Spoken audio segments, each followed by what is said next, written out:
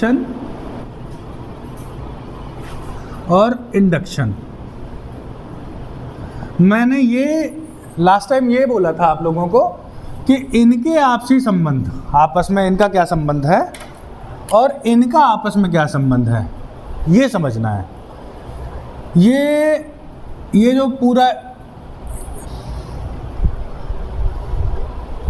तो पहले तो विश्लेषण और संश्लेषण को समझेंगे। ये क्या है विश्लेषण और संश्लेषण? ये मेथड है, लेकिन इसको हम जब समझते हैं विश्लेषण और संश्लेषण को, तो वो हम समझते हैं भाषा के आधार पर। कैसे? कोई भी कथन जिसमें सब्जेक्ट के बारे में प्रेडिकेट कोई नई जानकारी देता है, नई जानकारी देता है, तो वो किस तरह का कथन होगा? वो संश्लेषणात्मक वाक्य होगा। विश्लेषण तो सर वो पार्ट में, हाँ, अगर पहला वाला ये है, ठीक है, नई जानकारी देगा तो वो संश्लेषणात्मक होगा। आप लोग इसलिए कंफ्यूज हो गए क्योंकि मैंने इधर लिख दिया, तो ये ऐसे ये वाला होगा ऐसे, इसलिए वजह से हुए थे। अच्छा, अगर प्रेडिकेट सब्जेक्ट के बारे में नई जानकारी नहीं देता है, नई जानकारी नहीं देता है, बल्कि जो जानकारी छिपी हुई है सब्जेक्ट के अंदर उसको विस्तार देता है, उसको खोल देता है, इम्प्लिसिट को एक्सप्लिसिट कर देता है। इम्प्लिसिट समझते हैं, छिपा हुआ अर्थ, और एक्सप्लिसिट उसको ऊपर ओपन करके बता देना। ये काम जब करते हैं, ऐसे कथन क्या कहलाते हैं? विश्लेषणात्मक। विश्लेषणात्मक, ये कथनों के बारे में है, ये भाषा के बारे में है, प्रपोजिशंस के बारे में है। यहाँ तक सबको क्लियर होगी बात? ठीक है। अब आप मुझे ये बताओ कि जो एनालिसिस है इसको कौन पसंद करेगा? बुद्धिवादी, क्योंकि वो उसी जो नॉलेज ऑलरेडी छिपी हुई है उसको एक्सप्लोर करते हैं, उसी को वो खोलते हैं, डिडक्टिव मेथड अपनाते हैं, डिडक्शन, है ना। अब हम डिडक्शन समझेंगे तो हमें समझ में आ जाएगी ये बात कि डिडक्शन कैसे काम करता है। एनालिसिस से हम डिडक्शन पे आ रहे हैं, ठीक है। डिडक्शन कैसे काम करता है? डिडक्शन लॉजिक का पार्ट है, डिडक्शन मेथड है, डिडक्शन जो है, और इंडक्शन है। ये क्या है? ये किस चीज़ के मेथड है? नॉलेज के ना। ज्ञान आपको या तो इंडक्शन से होता है या डिडक्शन से होता है। कोई तीसरे तरीके का ज्ञान इंट्यूटिव भी बोलते हैं, इंट्यूटिव भी ज्ञान होता है ना।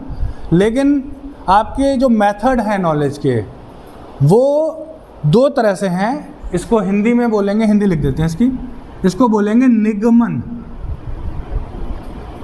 और इसको बोलेंगे आगमन। निगमन मतलब जो बुद्धि में पहले से ही है, बस उसको आप निकाल रहे हो, बुद्धि से अंदर से बाहर की ओर जा रहा है, निगमन। आगमन बाहर इंद्रियों से प्राप्त ज्ञान है जो हमारे बुद्धि में जाएगा, उसको हम आगमन बोलेंगे। आगम मतलब रिसीव करेंगे, निगमन मतलब देंगे। इसको दूसरी भाषा में हम कैसे बोल सकते हैं? निडक्शन जो है वो कैसे जाएगा? यूनिवर्सल से पर्टिकुलर की ओर। डिडक्शन यूनिवर्सल से पर्टिकुलर की ओर जाएगा और इंडक्शन पर्टिकुलर से यूनिवर्सल की ओर जाएगा। कल हमने विस्तार से बात करी थी, आज फिर से करनी है इस पर। पर्टिकुलर और यूनिवर्सल का क्या मतलब है? यूनिवर्सल जो सफाई क्या है, हाँ हाँ, पर्टिकुलर से कोई उसका विश्लेषणात्मक करने को पड़ेगा।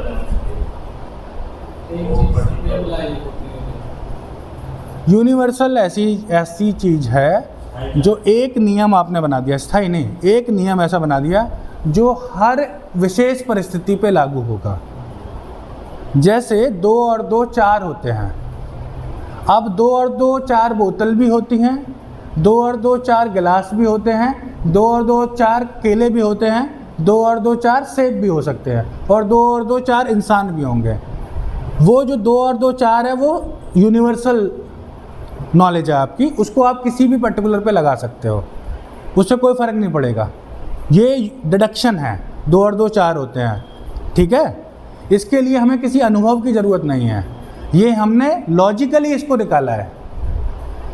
जैसे मैंने दूसरा एक उदाहरण दिया था कि सभी मनुष्य मरणशील हैं, सुकरात मनुष्य है, तो सुकरात को आप जानते हो नहीं जानते हो, वो बीमार है सही है कुछ भी है, आपको कुछ भी नहीं पता, आपको ये भी नहीं पता सुकरात जिंदा है कि नहीं है, सुकरात है भी या नहीं है। लेकिन सुकरात अगर मनुष्य है तो सुकरात भी मरणशील है, ये बात आप निकाल लोगे, इसके लिए आपको कोई अनुभव की ज़रूरत नहीं है। इसको बोलते हैं डिडक्टिव मेथड, ठीक है। लेकिन अगर मैं बोलूं कि गुलाब सफ़ेद होते हैं तो इसके लिए मुझे गुलाब को देखना पड़ेगा, गुलाब का अनुभव होगा, तभी मैं बोल पाऊंगा गुलाब सफ़ेद होते हैं, ठीक। उसमें हमें अनुभव की ज़रूरत है, और वो वाक्य गुलाब के बारे में कोई नई जानकारी देगा। और ऐसे ही हम तरह तरह के गुलाब देख के, मान लो हमने सारे गुलाब देखे कि गुलाब सफ़ेद होते हैं, फिर हमने देखा पिंक भी होते हैं, फिर हमने पीले भी देखे, है ना, तमाम तरह के गुलाब देख लिए, तो हमने ये निष्कर्ष निकाला कि गुलाब जो है वो कई रंग के हो सकते हैं। तो एक एक पर्टिकुलर से हम यूनिवर्सल हमने एक नियम बना दिया।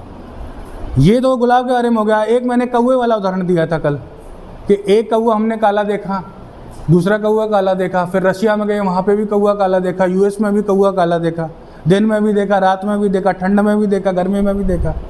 फाइनली हमने निष्कर्ष निकाल लिया कौवे काले होते हैं। ये है आगमनात्मक नॉलेज, ठीक है। सबको क्लियर हो रही है ये? तो इसका इससे कोई संबंध बनता हुआ दिख रहा है, और इसका इससे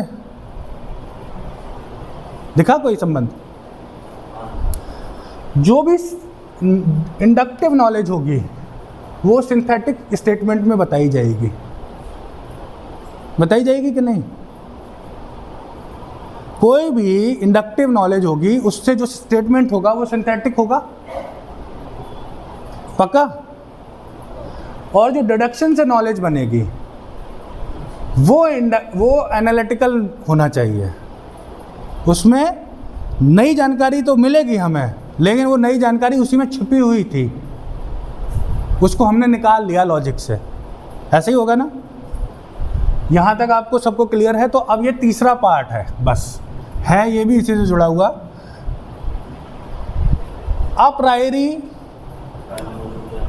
ऐसी चीज़ें, ऐसे माइंड का स्ट्रक्चर या ऐसे आइडियाज़ जो कि अनुभव पर आधारित नहीं हैं, वो अनुभव पे निर्भर नहीं करते हैं, उनको बोलते हैं अप्रायरी। इसका बेस क्या है? अनुभव है। ये अनुभव के आधार पर डिवाइड किया है, ये भाषा के आधार पे किया, ये ज्ञान के तरीके के आधार पे किया, और ये किया गया अनुभव के आधार पर। जो अनुभव पर निर्भर रहता है ऐसा कोई ज्ञान, ऐसा कोई विचार, वो पोस्टरियोरी विचार हो जाएगा। जो अनुभव से पूर्व है, जो अनुभव से पहले है, उसको बोलेंगे अप्रायरी, ठीक है। सब कोई डाउट है यहाँ तक? लग रहा है क्लियर है? All clear? कल पूछूंगा तो फिर ऐसे ही तो नहीं करोगे? सक्षम? ठीक है, तुम बहुत गहरे में चले गए। चलो ठीक है।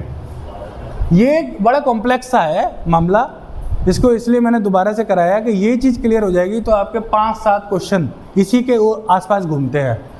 आपके यूजीसी नेट में भी, जेआरएफ में भी इसी को घुमा घुमा के पूछेंगे, वो अलग अलग तरीके से। इवन आपके फर्स्ट पेपर में इससे 4-5 क्वेश्चन मिलेंगे आपको। फर्स्ट पेपर में फ़िलासफ़ी का जो फर्स्ट पेपर आता है ना, उसमें ये सारी चीज़ें आती हैं, और आम लोगों को जनरली नहीं पता होता जो फ़िलासफ़ी नहीं पढ़ रहे हैं।